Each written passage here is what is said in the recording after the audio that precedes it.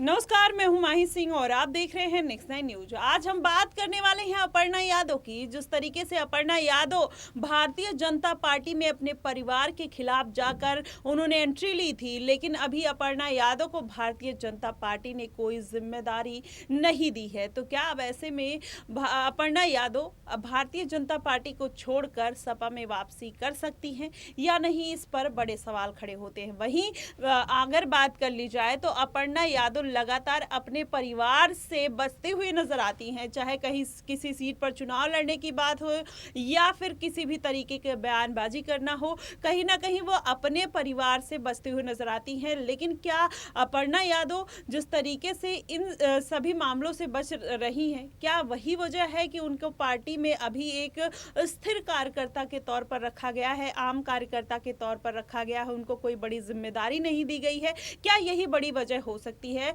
आपको बता दें, कुछ दिन पहले जब अपर्णा यादव को मैनपुरी से डिंपल यादव उतर रही थी, उनको वहां से चुनाव लड़ने के लिए कहा गया था, तो उन्होंने साफ तौर पर इनकार कर दिया था कि वो परिवार के खिलाफ जाकर चुनाव नहीं लड़ेंगी, लेकिन परिवार के खिलाफ जाकर पार्टी जरूर ज्वाइन कर सकती हैं। तो ऐसे में अब क्या अपर्णा यादव के लिए वही बड़ी वजह है? बीजेपी उनको परिवार के खिलाफ इस्तेमाल करना चाहती थी, लेकिन अपर्णा यादव ने साफ तौर पर मना कर दिया। लेकिन हालांकि उन्होंने रायबरेली से जब प्रियंका के चुनाव लड़ने की अटकलें लगाई जा रही थी, तब अपर्णा यादव ने जरूर कहा था कि वो प्रियंका गांधी के खिलाफ चुनाव लड़ने के लिए तैयार हैं।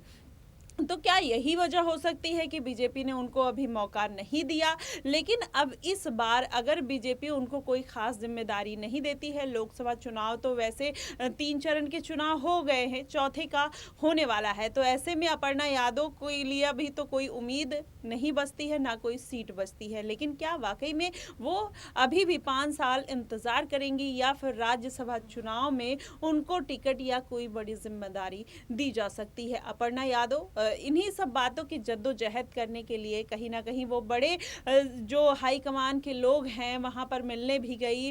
कुछ दिन पहले उन्होंने योगी आदित्यनाथ से भी मुलाकात की थी। तो ऐसे में बताया जा रहा था कि अपर्णा यादव कहीं ना कहीं अपनी जिम्मेदारियों के लेकर या पार्टी में एक उनका ओहदा हो, उसको लेकर कहीं ना कहीं परेशान दिखाई दे रही थी। लेकिन जब वो शीर्ष कमान से मिलकर आती हैं तो कहीं ना कहीं उनके चेहरे पर एक मुस्कान होती है और वो ये बात कहते हुए नजर आती हैं कि उनको पार्टी से कोई शिकायत नहीं है, उनको पार्टी से किसी भी तरीके की प्रॉब्लम नहीं है और वो पार्टी की सेवा ऐसे ही करती रहेंगी। लेकिन क्या ये सब बातें वाकई में बातें हैं या फिर जानबूझकर इस तरीके के वो बयान देते हुए नजर आ रही है? क्योंकि भारतीय जनता पार्टी में उनको भी पता है कि उनका अभी भी कोई भविष्य नहीं देखने को मिल रहा है। ऐसे में क्या वो अपर्णा डिंपल यादव और अखिलेश यादव के साथ जाते हुए नजर आएंगे? कुछ दिन पहले शिवपाल सिंह यादव ने भी उनको लेकर बयान दिया था, वो भी चाहते हैं कि अपर्णा यादव घर वापसी कर ले और पार्टी उनको कोई ना कोई बड़ी जिम्मेदारी दे सकती है।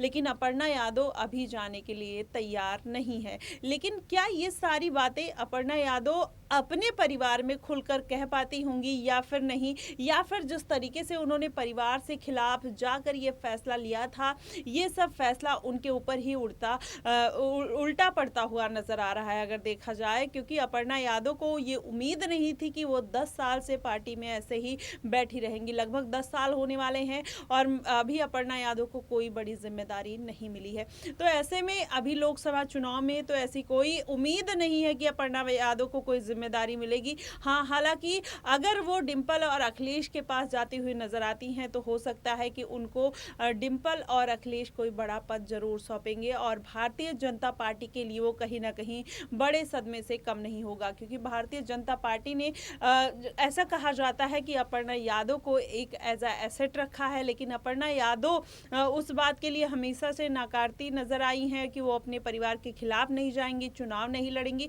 ऐसे में हो सकता है कि भारतीय जनता पार्टी ने उनको इसी बात के लिए रखा है कि कोई ऐसी सीट मिलेगी, कोई ऐसी हॉट सीट होगी जिसमें अपर्णा यादव को उतार कर सपा को नुकसान पहुंचाया जा सकता है। वैसे हालांकि अगर वैसे देखा जाए तो कहीं ना कहीं सब ये भी कहते हुए नजर आते हैं कि सपा जो है बीजेपी की की बी टीम है और अखिलेश यादव ये ब्लेम लगाते हुए नजर आते हैं कि मायावती उनकी बी टीम के रूप में काम कर रही हैं। तो इसमें ये सारी चीज़ें नहीं समझ आती कि कौन बी टीम के रूप में काम कर रहा है, कौन ऐसे विपक्षी पार्टी के रूप में काम करता हुआ नजर आ रहा है। लेकिन अखिलेश यादव ने जिस तरीके से इंडिया गठबंधन के साथ वो अलायंस में आए हैं, ऐसे में माना जा रहा है कि अखिलेश यादव को कहीं ना कहीं उसका खामियाजा देखने को मिल सकता है, क्योंकि कांग्रेस पार्टी अपने पतन की तरफ जाते हुए दिखाई दे रही है दोस्तों। तो ऐसे में कहीं ना कहीं अखिलेश यादव का उनके साथ गठबंधन करना उनके लिए एक बड़ा झटका माना जा सकता है। अगर अपर्णा यादव इन सभी बातों की उनको अच्छी समझ है, इसीलिए वो अभी अपनी पार्टी में जाने के लिए तैयार नहीं है। लेकिन अगर उनको ऐसे ही एक नॉर्मल कार्यकर्ता के तौर पर पार्टी में रहना पड़ा, तो मुझे नहीं लगता कि डिंपल यादव उनको अपनी पार्टी में बुलाएंगी या फिर अपर्णा यादव पार्टी में जाने के लिए तैयार होंगी। फिलहाल देखना यही होगा कि अपर्णा यादव अब क्या करती हैं। इस आने जो लोकसभा चुनाव चल रहा है, इसके बाद तो सारी चीज़ें क्लियर हो ही जाएंगी कि अपर्णा यादव पार्टी में रहती हैं या फिर सपा में फिर से वापसी करते हुए नजर आएंगी। फिलहाल आपकी इस पर क्या प्रतिक्रिया बनेगी कि अपर्णा यादव को सपा में जाना चाहिए या नहीं, आप हमें कमेंट सेक्शन में ज़रूर बताइएगा। फिलहाल के लिए बस इतना ही। देश और दुनिया की तमाम खबरों के लिए हमारे साथ बने रहिए नेक्स्ट 9 न्यूज़ पर।